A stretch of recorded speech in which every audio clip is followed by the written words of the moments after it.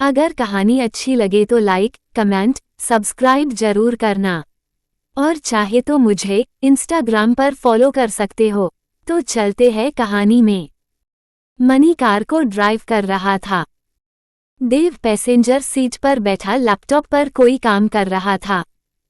Money ने vacuum mirror से रुद्रांश को दिखा तो उसे कहीं खोई हुए देखकर पूछा, क्या हुआ बॉस, आप परेशान लग रहे हैं, कुछ हुआ है क्या? रुद्रांश ने मुंबई की भीड़ और ट्रैफिक को देखते हुए कहा, यही सोच रहा हूं कि मेरा उस लड़की से मिलना इत्तेफाक था या किसी की चाल।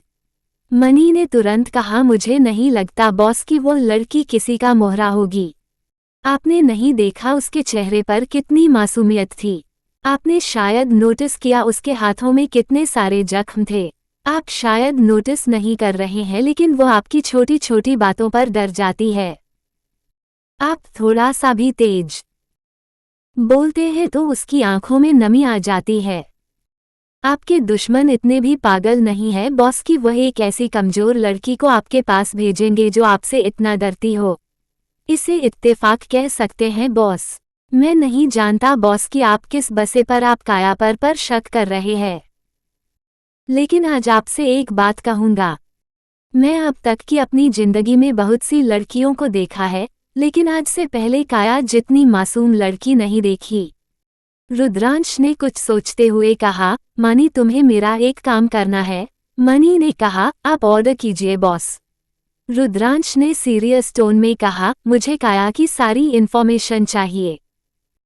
तुम्हें जितना वक्त चाहिए तुम ले सकते हो, लेकिन मुझे उसकी सारी इन्फॉर्मेशन चाहिए।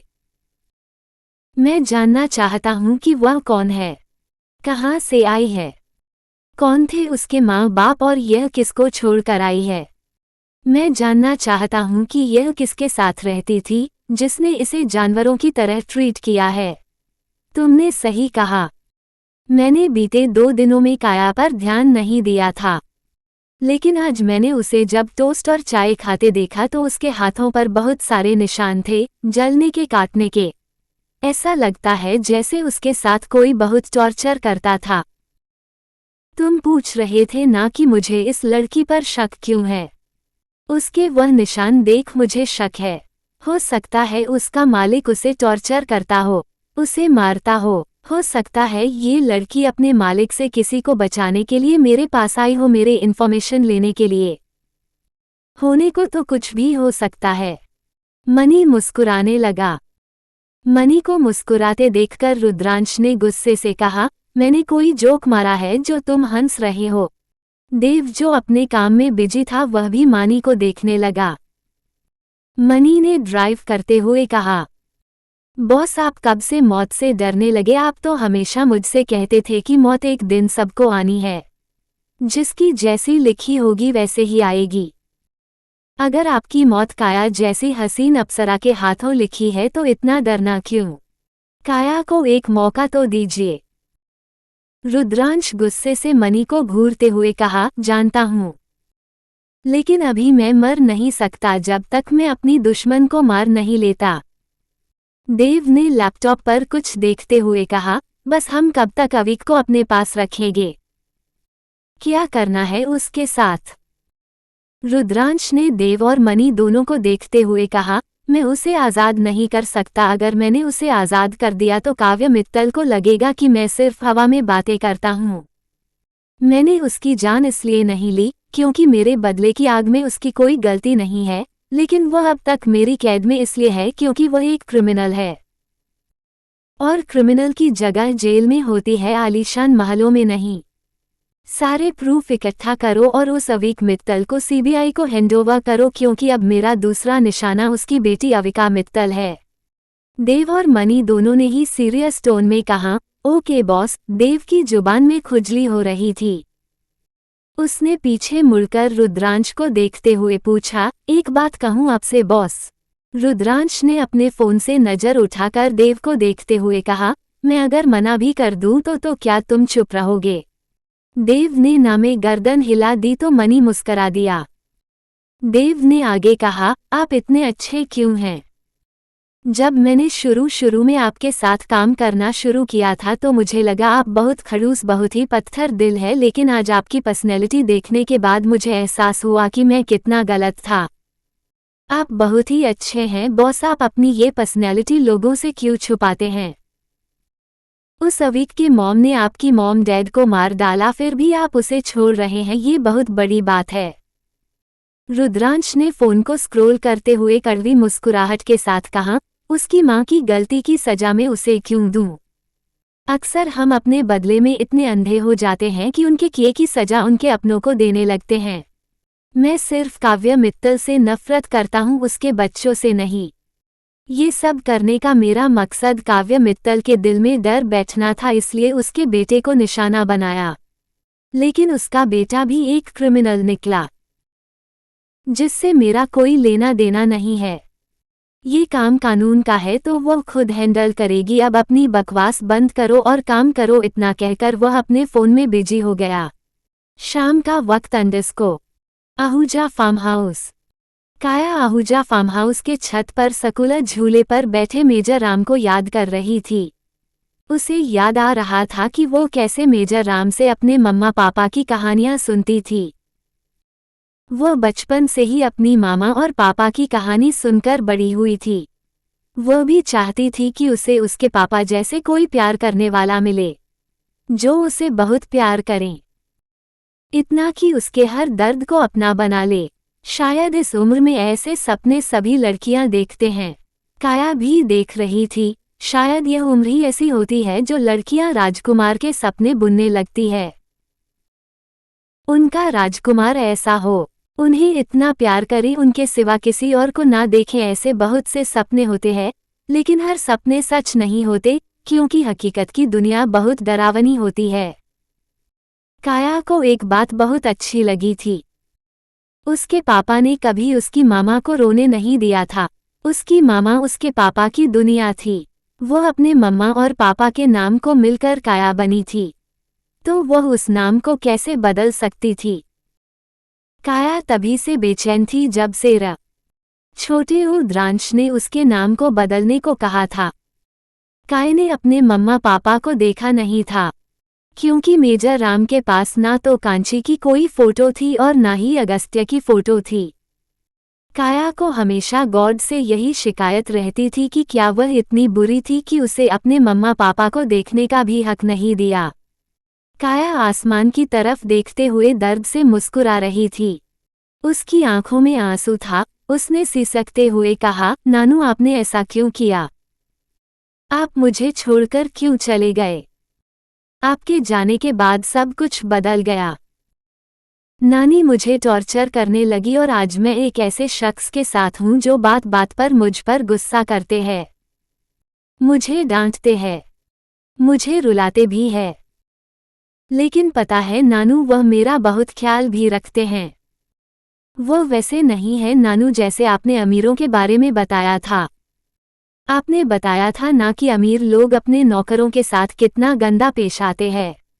लेकिन मेरे मालिक बिल्कुल भी वैसे नहीं है, वो बहुत अच्छे हैं। हाँ, थोड़ा डांटते हैं पर अच्छे हैं। काश मैं आपको अपने मालिक से मिला पाती। काया की बातें सुन काले घने आसमान में अकेला चांद भी आज मुस्कुरा रहा था। शायद वह काया की आने वाली किस्मत को देख खुश था। शायद चांद को भी उसे छोटी सी लड़की की बातें सुनना अच्छा लग रहा था। चांद के साथ कोई और भी था जो उसकी बातों को बहुत ही ध्यान से सुन रहा था, और वो कोई और नहीं बल्कि रुद्राक्ष था जो उसके पीछे खड़ा था। कॉलेज। माया प्रोफेसर मानस को देखकर घबरा गई। वह जैसे ही गर्ल्स वॉशरूम से बाहर निकलने को हुए, प्रोफेसर मानस ने उसकी कलाई को पकड़कर एक झटके से उसे पीछे कर दिया, जिससे वह जमीन पर गिर गई। प्रोफेसर मानस ने गर्ल्स वॉशरूम के डोर को लॉक कर दिया। माया खुद को संभालते हुए खड़ी हुई। उसके हाथ में काफी चोट आ गई। माया बहादुर तो थी, लेकिन कियारा जितनी बहादुर नहीं थी। ऐसा इसलिए था क्योंकि शौर्य निधि और मनन ने उसे बहुत ही लाड प्यार से पाला था। उसे दुनिया की हर बुराई से बचा कर रखा था, लेकिन वह अपने लाड प्यार में ये भूल गए थे कि वो हर वक्त अपनी जान से प्यारी बेटी के साथ नहीं रहेंगे। माया अपने दर्द को बर्दाश्त करते हुए जमीन से उठकर खड़े होते हुए प्रोफेसर मानस को देखते हुए हकलाते हुए कहा, यह आप क्या कर रहे हैं प्रोफेसर? प्रोफेसर मानस शैतानों की तरह हंसते हुए कहा, वही जो मुझे कुछ दिन पहले करना चाहिए था। मैंने कुछ दिन पहले तुम्हें एक डील का ऑफर दिया, लेकिन तुमने मेरे डील के बदले मेरे मुंह पर कालिख लगाई। तुमने मेरी पूरे क्लास के सामने बेइज्जती की, अब उसका बदला तो लेना बनता है ना स्वीट हार्ट। बिना कुछ किए तुमने मुझे बदनाम कर दिया। अब वही सब मैं तुम्हारे साथ इस वॉशरूम में करूंगा ताकि तुम भी बाहर किसी को मुंह ना दिखा सको। इतना कहकर प्रोफेसर माइंस माया के करीब जाकर माया के बाल को पीछे से पकड़कर खींचते हुए माया के होठों पर किस करने की कोशिश करने लगे। माया अपने आप को प्रोफेसर मानस से छुड़ाने के लिए नाकाम कोशिश करने लगी।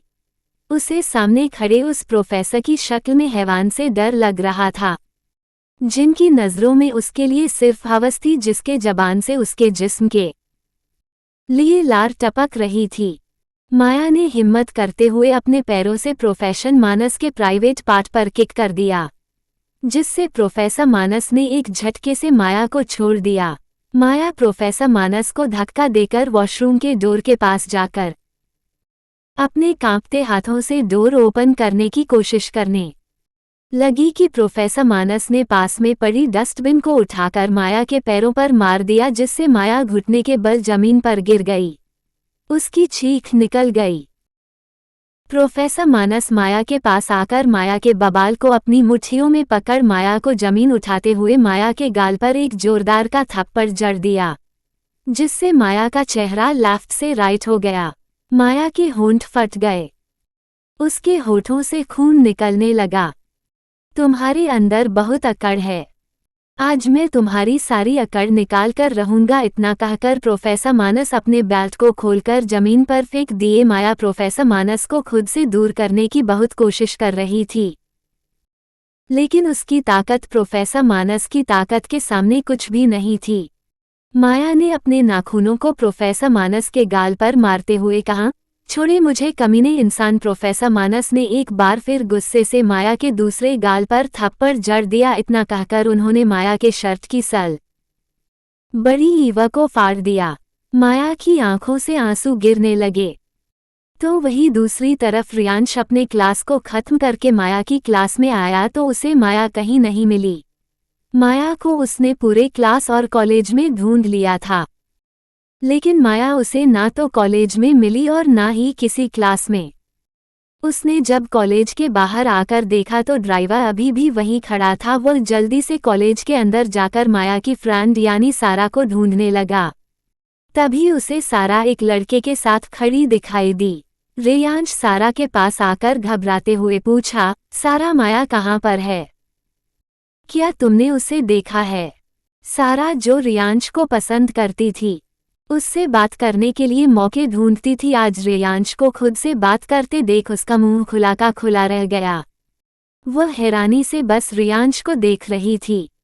रेयांश उसे अपने आप को पागलों की तरह मुंह खोले देखते देखकर चिढ़ गया और उसने थोड़ी तेज आवाज में कहा, मैंने तुमसे कुछ पूछा है मिस सारा, मेरी बहन कहाँ पर है? तुमने उसे देखा है? वह तुम्हारे साथ रहती है ना? कियांश जो फोन पर बात कर रहा था, जब अपनी बहन पर किसी को इस तरह चिल्लाते देखा तो उसने फोन को पॉकेट में डालते हुए पीछे पलटकर रेयांश से कहा, ओ मिस्टर, आराम से, तुम भूल रहे हो कि तुम किसकी बहन से बात कर रहे हो? रेयांश ने कहा, देखो मेरा इस वक्त तुमसे लड़ने का मूड नहीं है। इस लड़की से पूछो कि मेरी बहन कहाँ पर है, क्योंकि वह हर वक्त इसी के साथ रहती है। यह अकेली उसकी फ्रेंड है। रेयांश को माया के लिए इतने परेशान देखकर सारा कुछ कहती उससे पहले एक लड़की ने भागकर आते हुए कहा, रेयांश तुम्हारी बहन वॉशरूम में थी और अब वॉशरूम से चीखने और चिल्लाने की आवाज आ रही है। उसे लड़की का इतना ही कहने की देर थी। कियांश और रेयांश दोनों ही आंधी तूफान की तरह दौड़ते हुए वॉशरूम की तरफ भागे। सारा भी उनके पीछे भागी। वॉशरूम अंडरस्को। प्रोफेसर मानस माया के शोल्डर पर अपने होंठ रख दिए। माया को ऐसा लग रहा था जैसे उसकी बॉडी पर कीड़े रेंग रहे हो। उसकी आंखों से आंसू गिरते जा रहे थे। वह चीख रही थी, चिल्ला रही थी, लेकिन उसकी चीख उसके गले में ही घुट जा रही थी क्योंकि प्रोफेसर मानस उसे दीवार से सटाकर उसके बिल्कुल करीब खड़े होकर उसके मुंह को कवर कर रखा था। माया अपने आप को प्रोफेसर मानस जैसे हैवान से छुड़ाने की कोशिश कर रही थी, लेकिन नाकाम थी। प्रोफेसर मानस ने माया के दोनों ही स्लीव को फाड़ दिया। वह धीरे धीरे माया के शर्ट के बटन को खोलने लगे। उन्होंने माया के शर्ट के 2 बटन खोल दिए जिससे माया का क्लीवेज साफ साफ दिखाई देने लगा। उनकी आंखों में एक हवस थी अपने था। वह माया के ऊपर झुकने लगे कि तभी वॉशरूम का डोर एक जोरदार की आवाज से टूटा। डोर टूटने की आवाज से प्रोफेसर मानस ने झटके से पीछे देखा तो रेयांश और कियांश दोनों सामने का नजारा देख शॉक्ड में खड़े थे। अपनी रबड़ी की ऐसी हालत में देखकर रेयांश आग बगुला हो गया। माया ने जब अपनी नजरें उठाकर देखा तो आधा कॉलेज वॉशरूम के डोर पर खड़ा था। रियाश दौड़कर जाकर प्रोफेसर मानस के कॉलर को पकड़कर प्रोफेसर मानस को एक का झटके से पीछे कर दिया और अपनी बहन को सीने से लगा लिया। माया इतने सारे लोगों को देखकर सुन पड़ गई थी। उसकी आंखों से आंसू गिर रहा था। रियांश ने उसको अपने सीने से लगाए हुए उसके कांपते वजूद को महसूस करते हुए मोहब्बत से कहा, कुछ नहीं हुआ रबड़ी। प्रोफेसर मानस जैसे ही वॉशरूम से निकलने हुए कि कियांश ने उन्हें एक जोरदार का पंच मारकर जमीन पर गिरा दिया। उसने देखा बाहर खड़े कुछ स्टूडेंट फोन निकालकर वीडियो बना रहे थे। कियांश ने गुस्से से एक स्टूडेंट से फोन छीनकर उठाकर जमीन पर पटक दिया जिससे सभी स्टूडेंट ने डर से अपने फोन को नीचे कर लिया। कियांश अपनी जैकेट को उतारकर रेयांश के पास आकर रेयांश को देते हुए कहा, उसे पहना दो। रेयांश ने उसकी जैकेट को लेकर माया के ऊपर डाल तो माया बेजान सी होकर जमीन पर गिर गई। अपनी रबड़ी को इस तरह देखकर रेयांश घबरा गया। उसने सारा को देखते हुए कहा, खड़ी होकर तमाशा क्या देख रही हो, इसे संभालो। वह अपनी रबड़ी की हालत देख नहीं सकता था। कोई भी भाई अपनी बहन को ऐसे देख नहीं सकता था। रेयांश की आंखों में आंसू था। माया जल्दी से जाकर माया के सिर को उठाकर अपने गोद में रख लिया। उसने माया को जैकेट पहनाकर उसके चैन बंद कर दिए। रेयांश गुस्से से उठा और प्रोफेसर मानस को पकड़कर पीटने लगा। कियांश भी पीट रहा था। दोनों ही ने प्रोफेसर मानस को मार मारकर अधमरा कर दिया था। अगर बाकी टीचर्स और प्रिंसिपल ना आते तो वह दोनों लड़के आज प्रोफेसर मानस को मार मारकर उनकी जान निकाल देते। रेयांश बाकी टीचर से खुद को छुड़ाया। अपने शर्ट को झाड़ते हुए आग उगलने वाली नजरें सभी टीचर और प्रिंसिपल को देखते हुए कहा, अगर मेरी बहन को कुछ हुआ ना तो ये पूरा कॉलेज तबाह करने में मुझे वक्त नहीं लगेगा। इतना कहकर उसने एक जोरदार की किक मानस के पेट में मारी जिससे उनके मुंह से खून निकल गया। रेयांश जल्दी से माया के पास आकर माया को अपनी बाहों में उठाते हुए उसके गाल गाल को थपथपाते हुए कहा, रबड़ी बच्चा आंखें खोलो, देखो तुम्हारे ब्रो यहीं पर है। कुछ नहीं हुआ है तुझे।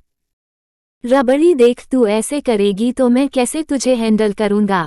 तू मुझसे नाराज थी ना तो मुझे मार, मुझ पर गुस्सा उतार, इस तरह आंखें बंद करके मुझे ड्रॉ मत मेरी जान। कियांश ने रियांश के शोल्डर पर हाथ रखते हुए कहा, उसे डॉक्टर की जरूरत है, तुम उसे डॉक्टर के पास लेकर जाओ। रियांश अपनी लाल आंखों से कियांश को देखते हुए कहा, मैं उसे डॉक्टर के पास नहीं ले जा सकता। कियांश हैरानी से रियांश को देखते हुए पूछा, मतलब? सारा ने कहा, भाइयों माया को हॉस्पिटल और डॉक्टर से बहुत डर लगता है। मैंने कई बार उससे पूछने की कोशिश भी की वो इतना क्यों डरती है। वो हॉस्पिटल और डॉक्टर को देखकर पैनिक करने लगती है।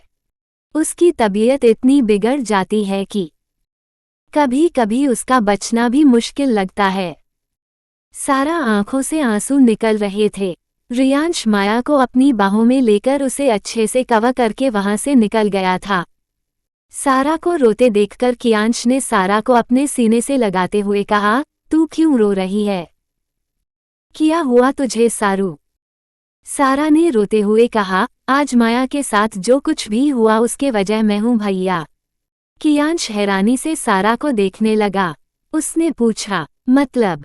सारा ने डरते हुए कहा। उसे दिन आप पूछ रहे थे ना कि मैं इतना डर क्यों रही हूँ। इसलिए क्योंकि एक हफ्ते पहले प्रोफेसर मानस ने मुझे हरास करने की कोशिश की थी। तब मुझे माया ने बचाया था और प्रोफेसर मानस ने माया के सामने एक प्रपोजल रख दिया था कि अगर वह चाहे तो मेरे साथ एक रात गुजार कर मुझे बचा सकती हैं, वरना वह मुझे इस कॉलेज में सबके सामने बदनाम कर देंगे। अगर हमने किसी को बताने की कोशिश की तो कोई भी हमारी बातों पर यकीन नहीं करेगा, क्योंकि वह पूरे कॉलेज में गुड टीचर से फेमस है। कियांश हैरानी से अपनी छोटी सी बहन को देखते हुए कहा, व्हाट? सारू, इतना सब कुछ हो गया और तू मुझे अब बता रही है? पागल है तू? कियांश इतनी जोर से चिल्लाया था कि सारा डर गई। सारा ने रोते हुए, सिसकती हुए कहा, मैं डर गई थी भैया, मुझे समझ में नहीं आ रहा था कि मैं आपको कैसे बताऊं। और उसे दिन माया ने इसलिए उनके मुंह पर काली राखी लगाई थी और आज प्रोफेसर मानस माया के साथ यह सब कर दिया। सरू, तू पागल है, अगर तू मुझे पहले बता देती तो आज ये सब नहीं होता। और तुम्हारी डेयरिंग फ्रेंड ने अपने भाई को कुछ क्यों नहीं बताया? सारा ने सिसकते हुए कहा। माया सुबह में मुझसे कह रही थी कि उसने अपने भाइयों को बताने की कोशिश की थी, लेकिन प्रोफेसर मानस का नाम सुन उसके भाइयों को लगा कि वह प्रोफेसर मानस के साथ कोई शरारत करके आए हैं, इसलिए वह अपने भाई से नाराज हो गई और उन्हें कुछ नहीं बताया। मुझे नहीं पता था कि भाइयों ये सब हो जाएगा। एकांश को अपनी बहन पर इस वक्त बहुत ज्यादा गुस्सा आ रहा था, लेकिन उसने आज तक सारा से ऊंची आवाज में बात तक नहीं की थी, तो उस पर गुस्सा करने की तो दूर की बात थी। सारा ने रोते हुए कियाना गले लगाते हुए पूछा, भाइयों, माया को कुछ होगा तो नहीं ना? वो बहुत अच्छी है, वो कभी किसी को परेशान नहीं करती है, सबको हंसाती रहती है। आपको पता है, उसकी वजह से हमारा क्लास हंसता है। भैया, माया मेरी सबसे अच्छी बेस्ट फ्रेंड है, उसे कुछ नहीं होगा ना? कियांश अपनी बहन के बैग को सहलाते हुए माया के बारे में सोचने लगा। उसके सामने माया की खाली आंखें घूम रही थी। कियांश ने आज से पहले ऐसी आंखें नहीं देखी थी। Ahuja farm house.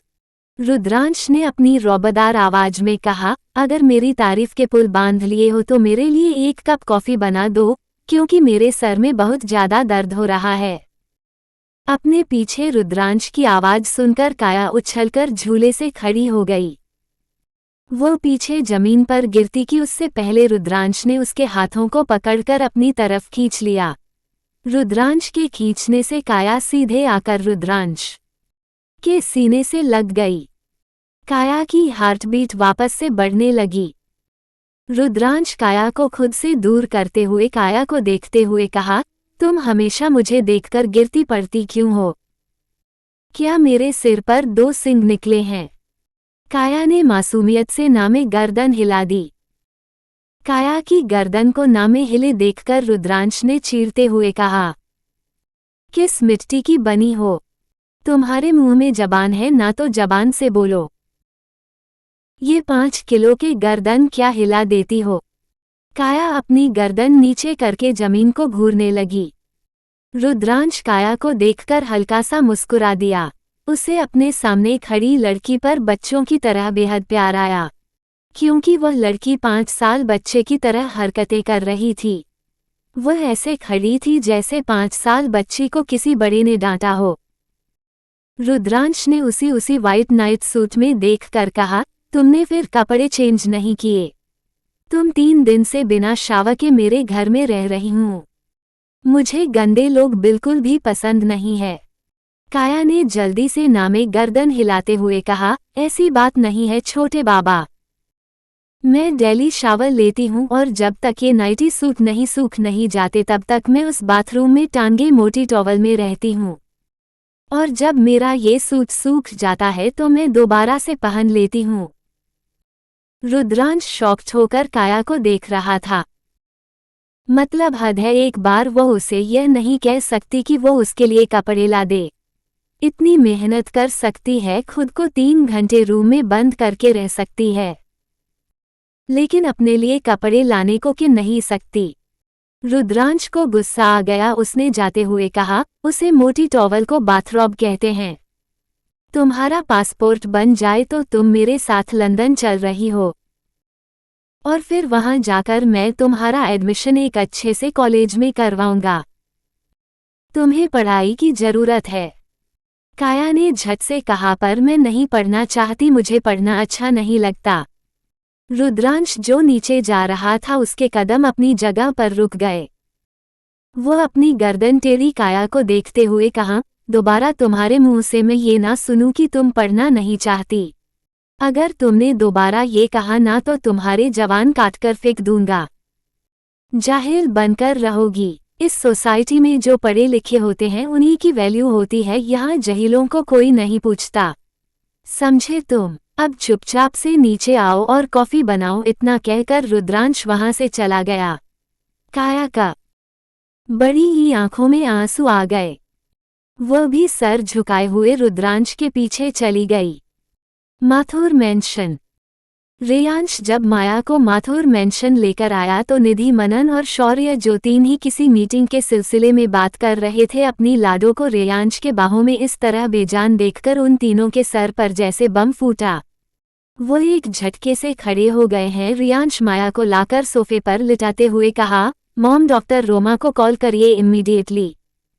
अपनी बेटी की हालत देखकर मनन को ऐसा लगा जैसे किसी ने उसके सीने से दिल खींच लिया हो।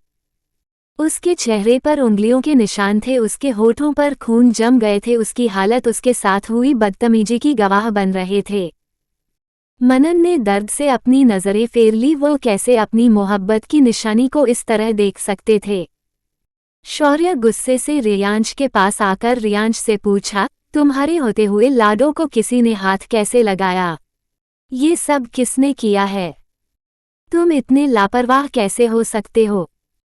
मैं उसे तुम्हारे साथ कॉलेज क्यों भेजता था? ताकि तुम उसकी हिफाजत करो, उसके साथ हर वक्त साई की तरह रहो। उसकी पसंद के कॉलेज में उसका एडमिशन ना करवाकर तुम्हारे साथ उसे पढ़ने भेजा, और तुम उसका ऐसे ख्याल रख रहे हो। रेयांश ने अपनी नम आंखों से कहा, पापा, मैं जानता हूँ मेरी गलती है, लेकिन इस वक्त मुझे डांटने से ज्यादा जरूरी रबड़ी की जान बचाना जरूरी है। मैं आपसे वादा करता हूँ, मैं उस प्रोफेसर मानस को छोड़ूंगा नहीं। उसकी जिंदगी को कांटों से भर दूंगा, लेकिन उससे पहले मुझे अपनी रबड़ी को ठीक करना है। डैड, वो होश में नहीं आ रही है, प्लीज उसे उठाइए। निधि ने कहा, माया की सांस धीरे चल रही है, हमें इसे हॉस्पिटल लेकर चलना चाहिए। मनन ने माथुर मेंशन के बाहर जाते हुए जोर से चिल्लाया, मैं कार निकलता हूँ, रेयांश माया को लेकर आओ। रेयांश माया को अपनी बाहों में उठाकर जल्दी जल्दी मनन के पीछे चला गया। सभी कार में एक साथ बैठकर हॉस्पिटल की तरफ निकल गए। वह सभी हॉस्पिटल आए। डॉक्टर माया को चेक करने लगी। कुछ ही लम्हे माया को मशीनों ने जकड़ लिया था। शरारती माया आज बेजान सी बेड पर लेटी पड़ी थी। उसका चेहरा पीला पड़ चुका था। रेयांश माया के पास बैठा उसके हाथों को अपने हाथों में लेकर कहा, मुझे माफ कर दे रबड़ी, मुझे अब तेरी नाराजगी की वजह समझ में आई। मैं तेरी पूरी बात सुने तुझे जज कर दिया। काश मैं कल तेरी पूरी बात सुन ली होती तो आज तो यहाँ नहीं होती। काश मैं रात में तुझे मनाने आया होता तो मुझे कमीने के बारे में बताती। रेयांश की आंखों में आंसू था। उसका एक आंसू टूटकर काया के हाथ पर गिरा तो वह अपनी आंखें खोलते हुए धीरे से कहा, जंगल का शेर एक खरगोश के लिए रोते हुए अच्छा नहीं लगता ब्रो। उसकी आवाज बहुत स्लो थी, लेकिन रेयान उसके ऊपर झुका था तो इसलिए वह उसकी आवाज सुन लिया। अपनी रबड़ी को होश में आते देखकर वह खुशी से खड़ा हुआ कि तभी माया की चीख निकल गई। माया की चीख सुन रेयांश घबरा गया। रेयांश ने जब नीचे देखा तो उसे एहसास हुआ कि वह अपनी खुशी में ये भूल गया कि माया का हाथ उसके हाथ में है जिसमें ड्रिप लगी थी। रियाना जल्दी से माया के करीब बैठते हुए माया के हाथों को सहलाते हुए कहा, सॉरी रबड़ी, तुझे चोट पहुंचाने का इरादा नहीं था। अचानक से माया अपनी नज़र यहाँ से वहाँ घुमाकर देखने लगी। उसकी सांस बढ़ने लगी। हार्टबीट की मशीन में हार्टबीट की स्पीड बहुत ज़्यादा होने लगी थी। माया को अपने सामने खून से लथपथ बॉडी और खून से सना हाथ स्ट्रेचर से लटकते दिख रहा था। मशीन की बढ़ती बीप से रेयांश ने जल्दी से माया के आंखों पर अपने हाथ रख कर माया से धीरे से कहा, कुछ नहीं है राबड़ी, तू सोच मत, तू घर पर है। रेयांश ने जोर से चिल्लाया, डॉक्टर। उसकी आवाज सुनकर मनन निधि शौर्य अंदर आए। मनन अपनी बेटी को इस तरह देखकर जल्दी से अपनी बेटी के पास आकर उसके दूसरे हाथ को पकड़कर धीरे से कहा, मेरी बच्चा तो बहुत बहादुर है ना, ऐसे डरते नहीं है लाडो। मेरी जान, पापा आपके पास है। अब तो पापा की प्रिंस है ना। माया ने कसकर मनन के हाथ को पकड़ रखा था। उसने अपने कांपते होंठों से कहा, पापा घर जाना है। मनन ने प्यार से कहा, मेरी गुड़िया हम घर चल रहे हैं। आप यह मत सोचो कि आप यहाँ पर हो, आप सोचो कि आप अपने रूम में हो। कुछ नहीं हुआ है, सब ठीक है। देखो मैं आपकी बड़ी माँ, बड़े पापा सभी यहाँ पर है, कोई आपको छोड़कर नहीं गया है। मेरी गुड़िया तो बहादुर है न, ऐसे डरती नहीं है। सभी उसे प्यार से समझ रहे थे, लेकिन वह शांत नहीं हो रही थी। उसका डर वक्त के साथ बढ़ता जा रहा था। मानव ने हार मानते हुए शौर्य को इशारा किया तो शौर्य वहां से बाहर चला गया। कुछ वक्त बाद डॉक्टर और नर्स साथ में आए। डॉक्टर के हाथ में एक इंजेक्शन था। उन्होंने रियांश को सांस किया और वो इंजेक्शन माया के हाथ में लगा दिया। कुछ ही पल में माया बेहोश हो गई, क्योंकि वह इंजेक्शन बेहोशी का था। मनन की आंखों में आंसू था। शर्मा मन को हग करते हुए कहा, कुछ नहीं होगा, वक्त के साथ वह डरना छोड़ देगी। अपने चाचू को इस तरह देखकर रियांश को भी तकलीफ हो रही थी। यह पहली बार नहीं था, ऐसा बहुत बार हुआ था। माया की छोटी सी चीख पर पूरा घर डर जाता था। यहाँ तो माया की जान पर बन जाती थी। अगली सुबह अंडस्को आहूजा फार्म हाउस। देव मनी रुद्रांश बैठे आपस में बात कर रहे थे। मनी ने रुद्रांश से कहा, बॉस हमने अविक को सीबीआई को हैंडओवर कर दिया है, उसके सारे प्रूफ को सीबीआई के चीफ को दे दिया है। वह जल्दी उस पर एक्शन लेंगे। तभी किचन से काया ने आते हुए कहा, आओ लोग आज लंच में क्या खाएंगे। मनी और देव दोनों साथ में उस छोटी सी गुड़िया को देखते हुए कहा, हमारे लिटिल सिस्टर हमारे लिए जो प्यार से बनाएगी हम खा लेंगे, अब हम होटल में थोड़ी है जो तुमसे ऑर्डर करें। काया हल्का सा मुस्कुरा दी। आज पहली बार काया को मुस्कुराते देखकर रुद्रांश काया को देखता रह गया, क्योंकि उसके गालों पर बहुत ही प्यारा सा डिंपल अपनी नुमाइश कर रहा था। देव काया के डिंपल को देखकर कहा, लिटिल सिस्टर तुम्हारी गाल पर डिंपल पड़ते हैं। काया ने हल्का सा मुस्कुराते हुए हाँ मैं गर्दन हिला दी। फिर से उसके गाल के दोनों डिंपल रुद्रांश को मुंह चिढ़ाने लगे। देव अपनी चेयर से उठकर काया के पास काया के डिंपल को घूरते हुए कहा, लिटिल सिस्टर क्या मैं तुम्हारे डिंपल टच कर सकता हूँ? मुझे डिंपल वाली लड़कियां बहुत क्यूट लगती हैं, एक बार प्लीज मुझे अपना डिंपल टच करने दो ना। काया को सामने खड़ा लड़का अजीब लग रहा था। वह देव को अजीब नजरों से देखते हुए कहा, मुझे डर लग रहा है। मनी की तो हंसी छूट गई। देव मनी को घूरने लगा तो काया ने थोड़ा सा पीछे हटते हुए कहा, मैं किचन में जा रही हूँ। इतना कहकर वह किचन में चली गई। रुद्रांश दोनों को घूरते हुए कहा, अब से तुम दोनों मेरे घर पर नहीं आओगे और देव तुम उस छोटी बनी से दूर रहो, उसके आसपास भी देखना तो तुम्हारे टांगे तोड़ दूंगा। इतना कहकर रुद्रांश चेयर से उठकर अपने रूम की तरफ चला गया। देव और मनी दोनों मुंह खोले हुए रुद्रांश की बैक को देखते रह गए। उसका बॉस जो आज तक सिर्फ अपने बदले के पीछे भागता रहा, कभी किसी लड़की के तरफ नहीं गया और ना ही कभी किसी लड़की के लिए स्टैंड लिया, आज एक छोटी सी लड़की तो उसने नाम तक रख दिया छोटी बनी। रोमन किसी काम से एक हफ्ते के लिए छुट्टी पर गया था, जिस वजह से काया को उस फार्म हाउस का पूरा काम करना रहता था। वह तीनों टाइम का खाना बनाती थी, घर की साफ सफाई करती थी, रुद्रांश के कपड़े धुलती थी, फिर उसके कपड़े को प्रेस भी करती थी, उसके जूते को पॉलिश करती थी, उसके हर छोटी छोटी चीजों का ध्यान रखती थी। वो जब तक रात में जागता था उसके साथ जागती थी, उसे रात में जब भी कॉफ़ी की ज़रूरत पड़ती थी उसे कॉफ़ी बना कर देती थी। वह रुद्रांश का बीवी की तरह ख्याल रखी थी। इस बात से दोनों ही अनजान थे। रुद्रांश इस बात से अनजान था कि उसे धीरे धीरे काया की आदत पड़ रही थी। 18 साल की काया उसका हर काम करती थी और वक्त से पहले करती थी। इस बात से रुद्रांश काफी इम्प्रेस था। दोपहर का वक्त। काया को यहाँ आए हुए काफी दिन हो गया था और वह अभी भी सिर्फ एक ही कपड़े में थी। उसने रोमन से कहा था कि जब वो वापस लौट कर आएगा तो उसके लिए कपड़े भी लेकर आएगा, तो रोमन भी खुशी खुशी हाँ कह दी थी क्योंकि मन को भी काया बहुत पसंद थी। काया को सुबह से ही अपनी तबीयत कुछ अजीब सी लग रही थी। बॉडी में पेन था, आंखें भी जल रही थी। वो किचन में खड़ी खाना बना ही रही थी कि तभी किचन में रुद्राक्ष ने आकर फ्रिज को खोलकर पानी का बोतल निकालकर पान बड़ी ही पीते हुए कहा, ये सब काम छोड़ो और तैयार हो जाओ, हम शॉपिंग पर जा रहे हैं।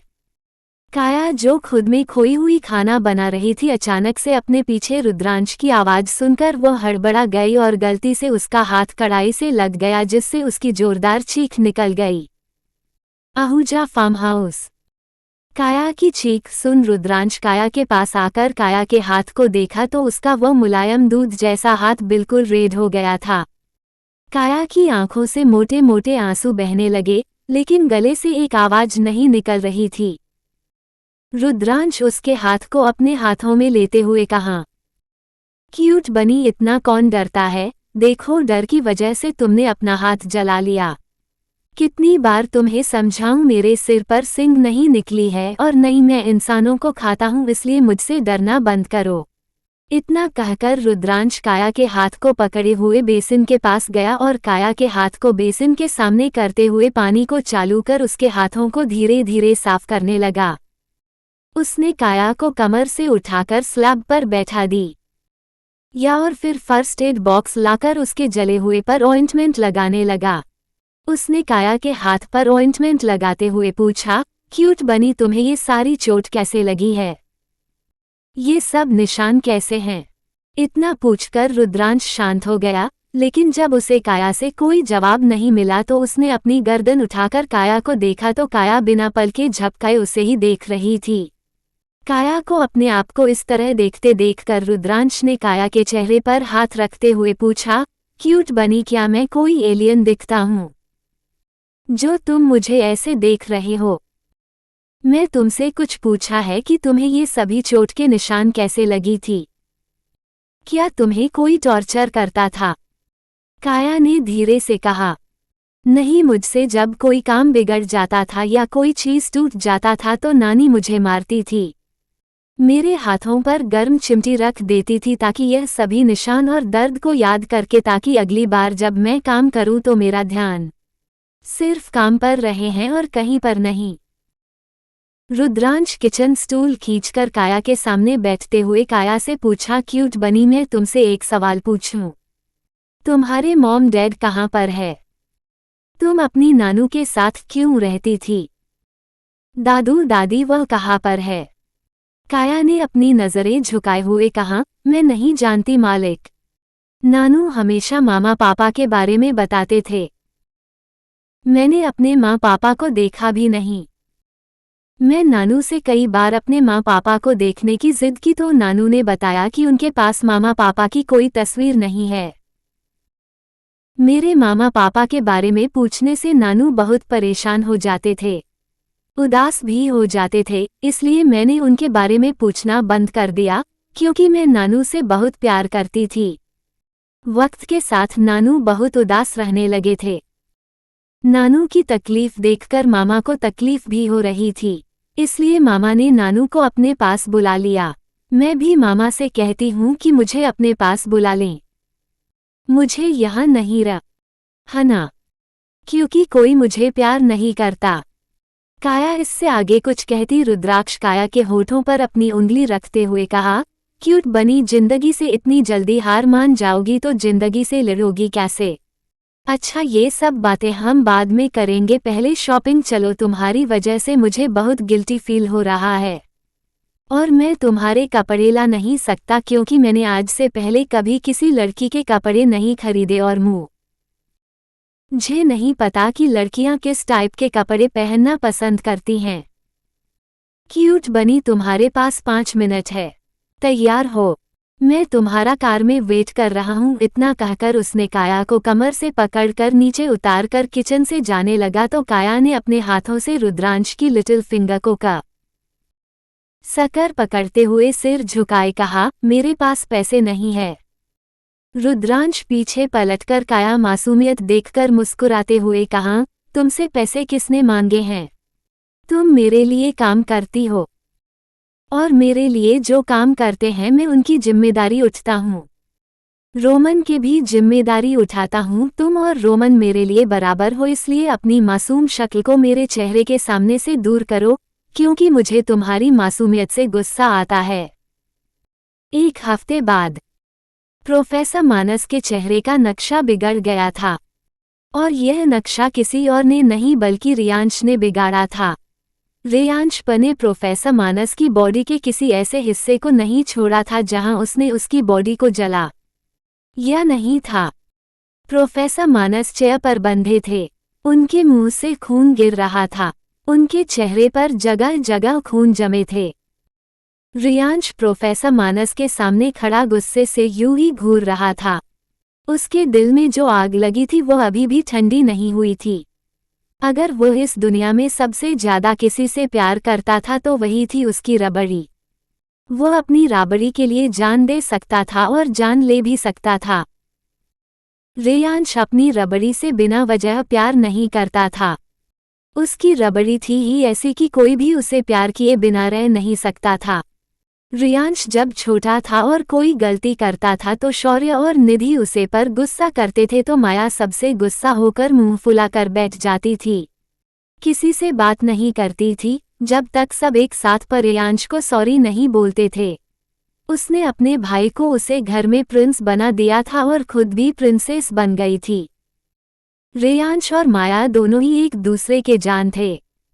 रियांश कॉलेज की किसी भी लकड़ी की तरफ इसलिए नहीं देखा था क्योंकि माया ने उससे कहा था कि वो अपनी भाभी खुद चुनेगी और रियांश ने उससे वादा किया था कि उसकी पसंद चाहे जैसी भी होगी वह बिना कुछ कहे बिना कोई सवाल किए उसकी पसंद की हुई लड़की से शादी कर लेगा, क्योंकि वह जानता था माया अपने लिए कभी गलत फैसला ले सकती है लेकिन उसके लिए कभी कोई गलत फैसला नहीं करेगी।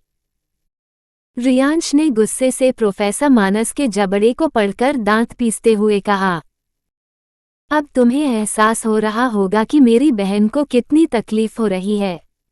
तुम्हें पता है इन बीते 1 हफ्तों में वह एक रात भी सुकून से नहीं सोई।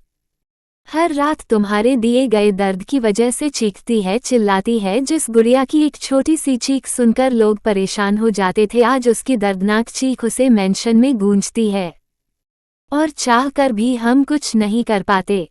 मैं तुम्हें इतनी आसान मौत नहीं दूंगा, तुम्हें तड़प तड़प कर मरूंगा क्योंकि तुमने मेरी रबड़ी को चोट पहुंचाने की हिम्मत की है। प्रोफेसर मानस, आपको मैं शक्ल से बहुत शरीफ लग रहा था और मैं लोगों के लिए शरीफ हूँ, लेकिन मैं अपनी राबड़ी के मामले में बहुत खतरनाक भी हूँ।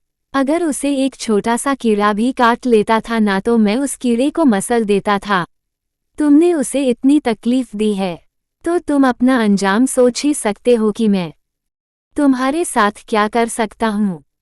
प्रोफेसर मानस ने हल्के होश में कहा, मुझे माफ कर दो, तुम चाहो तो मैं पूरे कॉलेज के सामने तुम्हारी बहन के कदमों में गिरकर माफी मांग लूं, मेरी जान को बख्श दो। रियांश एक जोरदार का थप्पड़ प्रोफेसर मानस के गाल पर गिरते हुए कहा, माफी? रबड़ी के मामले में मैं माफी किसी को नहीं देता, उसके मामले में सिर्फ लोगों को सजा मिलती है और तुम्हें भी मिलेगी। इतना कहकर उसने पास में रखे नमक को उठाया और उसके जख्मों पर रगड़ दिया जिससे प्रोफेसर मानस की दर्दनाक चीख निकल गई। आ प्रोफेसर मानस की दर्दनाक चीख सुनकर रियांश को सुकून मिल रहा था। उसके दिल में लगी आग को प्रोफेसर मानस की चीख पानी का काम कर रही थी। उसने और कसकर उनके जख्मों पर नमक रगड़ते हुए कहा, तुम्हारे दर्द मेरी रबड़ी के सामने कुछ भी नहीं है। तुम्हारी वजह से मेरी रबड़ी खुद को आईने में नहीं देखती। उसे लगता है कि वह गंदी हो गई है, हमें अपने करीब नहीं आने नहीं देती। उसे हर इंसान में तुम हारी दरिंदगी दिखती है। सूर्यवंशी मेंशन। सारा अपने वॉलपेपर पर रियांश के फोटो को देखते हुए कहा, आप मुझसे और भी नफरत करेंगे। आपको लगेगा कि मैं आपकी बहन का ख्याल नहीं रख सकी। मैं जानती हूँ आप हर उस लड़की से नफरत करते हैं जो आपकी बहन को दर्द देती है, ये दर्द की वजह बनती है। काश आप मुझसे भी उतनी ही मोहब्बत कर पाते जितनी माया से करते हैं। काश आपको भी मुझसे मोहब्बत हो जाती। काश हमारे बीच कोई दूरी न होती। काश मैं अपने प्यार को आपके सामने रख पाती। I love you Riyansh. काश आप इस वक्त मेरे फ़ोन में नहीं मेरे सामने होते हैं। तभी पीछे से कियांश ने कहा, सारू तुम उस एंग्री मैन से प्यार करती हो। अपने भाई की आवाज़ सुनकर सारा से फ़ोन छूटकर ज़मीन पर गिर गया, उसकी सांसें रुक गई। अगर कहानी अच्छी लगे तो लाइक, कमेंट, सब्सक्राइब जरूर करना। और चाहे तो मुझे इंस्टाग्राम पर फॉलो कर सकते हो। तो मिलते हैं अगले पाठ में।